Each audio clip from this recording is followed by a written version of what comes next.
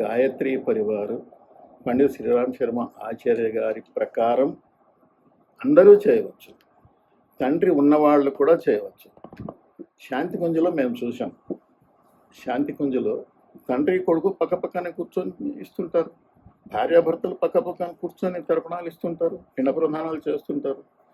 అక్కడ ఉద్దేశం ఏమంటే బ్రతికున్న వాళ్ళకి ఇవ్వకండి, గతించిన వాళ్ళకి ఇవ్వండి. ఇప్పుడు బయట పరిస్థితి ఎట్లా ఉంది అంటే తండ్రి ఉంటే చేయకూడదు అని ఉంది.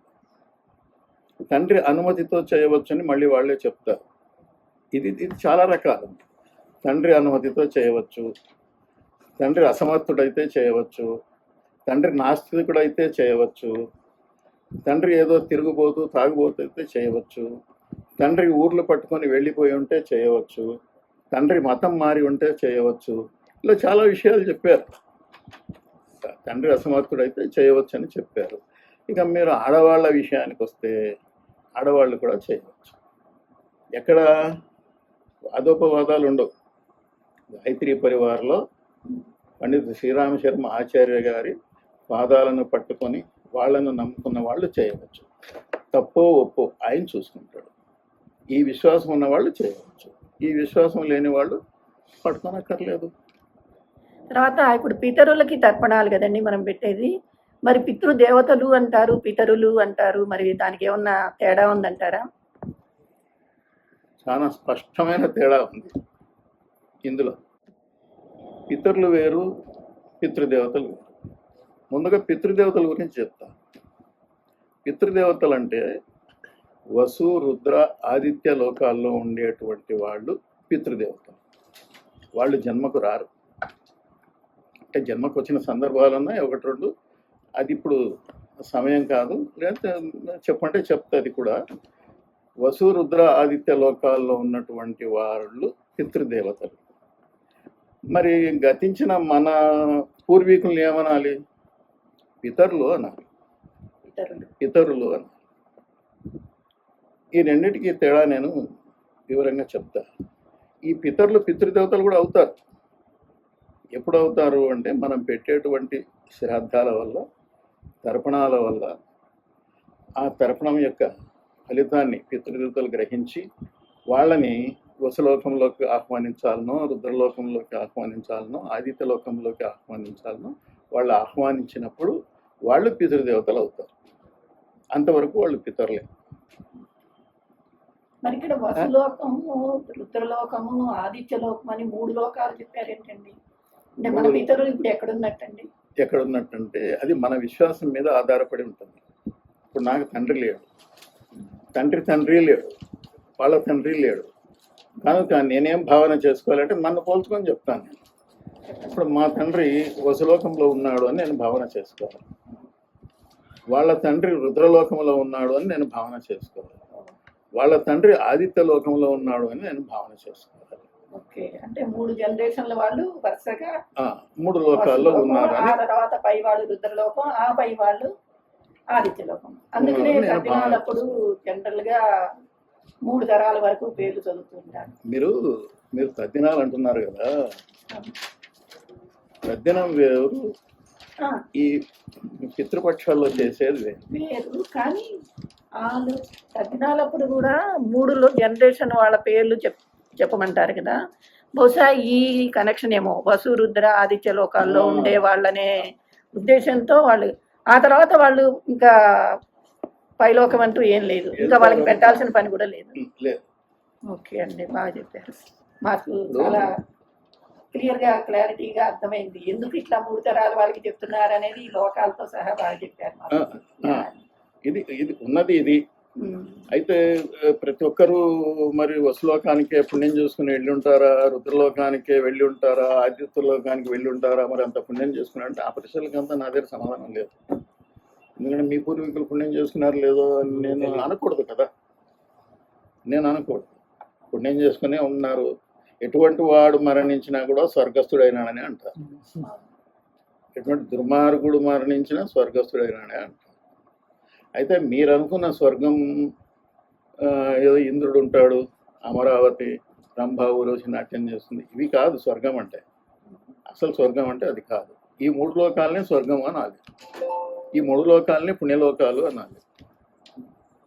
ఈ ప్రపంచంలో ఎన్నో ఆ, దీన్ని దానికి వాడుతుంటారు, దాన్ని దీనికి వాడుతుంటారు. అట్లా వాడుకలో అన్ని తారుమారు అవుతున్నాయి. విషయం పూర్తిగా పండితులు చెప్పాలి అంటే పాపం వాళ్ళు చెప్తారు, కానీ వినేవాళ్ళు లేరు. ఇప్పుడు ఈ పితృదేవతల మధ్య తేడానే మనం గమనిస్తాం. మనము తర్పణం ఇచ్చేటప్పుడు పేరు చెప్తామా, చెప్తాము గోత్రం చెప్తామా, చెప్తాము తర్పణం ఇస్తామా? ఇచ్చినప్పుడు ఏమనుకుంటారంటే నేను తండ్రికి ఇచ్చినప్పుడు తండ్రికి పోతుంది అనుకుంటారు. ఇక్కడ పితృదేవతల యొక్క ప్రస్తావన లేదు కదా అనుకుంటారు. కానీ దానికి ఉదాహరణ నేను ఏం చెప్పదలుచుకున్నానంటే, మీరు ఒక మందిరానికి పోతారు, గుడికి పోతారు. అక్కడ కృష్ణుడో రాముడో ఎవరో దేవుడు ఉంటారు. అర్చకుడు మిమ్మల్ని ఏమడుగుతాడు? మీ గోత్రనామాలు చెప్పండి అంటాడు. మీరు గోత్రనామాలు చెప్తారు. మీరు గోత్రనామాలు చెప్పినప్పుడు మీ గోత్రంతోనూ మీ నామంతోనూ ఫలానా వాళ్ళు నీకు పూజ చేస్తున్నారయా అని ఆ కృష్ణుడికో రాముడికో శివుడికో పూజ చేస్తారు, అభిషేకాలు చేస్తారు. ఆ స్వీకరించిన దేవుడు ఫలితం ఎవరికి ఇస్తారు? ఆ గోత్రనామాలు వాళ్ళకి ఇస్తారు. ఇక్కడ ఎలాగైతే ఆ గుళ్ళో ఉన్న దేవుడు గ్రహించి ఆ గోత్రనామాలు చెప్పిన వాళ్ళకి ఫలితం ఇస్తాడో, ఈ తర్పణ విషయంలో కూడా అంతే. మీరు ఎవరి గోత్రనామంతో తర్పణం ఇస్తారో ఆ గోత్రనామాలు చెప్పిన వాళ్ళకి ఆ పితృదేవతలు ఆ తర్పణం గ్రహించే పితృదేవతలు వాళ్ళకి ఫలితం ఇస్తారు. అలా ఫలితం ఇస్తారు. వాళ్ళు వసులోకంలోకో రుద్రలోకంలోకో ఆదిత్యలోకంలోకో చేరిపోతారని మీరు భావన చేసుకోవాలి. వాళ్ళు ఇప్పటికే జన్మ తీసుకుని ఏ రూపంలో ఉన్నారో, 84 లక్షల జీవరాశుల్లో ఏ రూపంలో ఉన్నారో ఆ రూపంలో ఉన్న ఆ ప్రాణికి అనుకూలమైన స్థితిలోకి వెళుతుంది. 84 లక్షల జీవరాశుల్లో ఏ రూపంలో ఉంటే ఆ రూపంలో వాళ్ళకు అనుకూలమైన స్థితిలో చేరుతుంది అని మనం భావన చేసుకోవాలి. ముఖ్యంగా మనం చేసుకోవాల్సిన భావన ఏమిటంటే, నేను చేసేటువంటి తర్పణం వల్ల పితృదేవతలు తృప్తి చెంది మా పితరులకు పుణ్యలోకాలు అనుగ్రహిస్తారన్న భావనతో మీరు చేయాలి అంతే. ఇంకా ఎక్కువ మనం దీని గురించి ప్రశ్నలు అవి వేసుకుంటే ఇది పక్కదారి పడుతుంది. చాలా బాగా చెప్పారండి. చాలా మందికి చాలా సందేహాలు తీరే ఉంటాయి. మరి ఇక్కడ మన ఫణిరాజు గారి మొబైల్ నెంబర్ కూడా మనం ఇచ్చాము. ఎవరికైనా ఇలాంటి సందేహాలు ఉన్నప్పుడు మీరు అడిగి తెలుసుకోవచ్చు. ముఖ్యంగా ఇక్కడ మూసాపేట గాయత్రి చేతనా కేంద్రంలో రేపు 8వ తారీఖు సెప్టెంబర్ 8వ తారీఖు నుండి 21వ తారీఖు ఆదివారం వరకు మన కేంద్రంలో ఈ మహామాలయ పక్ష కార్యక్రమాలు, తర్పణాలు వదిలే కార్యక్రమాలు అవి మన ఫణిరాజు గారి ఆధ్వర్యంలో నడుస్తాయి. మీరందరూ తప్పకుండా ఎవరికైనా అవకాశం ఉన్నవాళ్ళు, సందేహాలు ఉన్నవాళ్ళు ఫోన్ చేసి తెలుసుకొని రండి. అన్నీ ఉచితమే. ఆ తర్వాత ఇక్కడ ఈ రేపు జరగబోయే తర్పణాల దానికి సమయము 8 గంటల నుంచి 9 గంటల వరకు అండి. 21వ తారీఖు మాత్రం 21వ తారీఖు మాత్రం కాస్త ఎక్కువసేపు ఉంటుంది. 9 గంటల నుంచి ప్రారంభిస్తాం, 12 వరకు. ఆదివారం 21వ తారీఖు మాత్రం 9:30కి మొదలయ్యి తర్వాత ఒక 11 దాకా అక్కడ ఉండాల్సి వస్తుంది.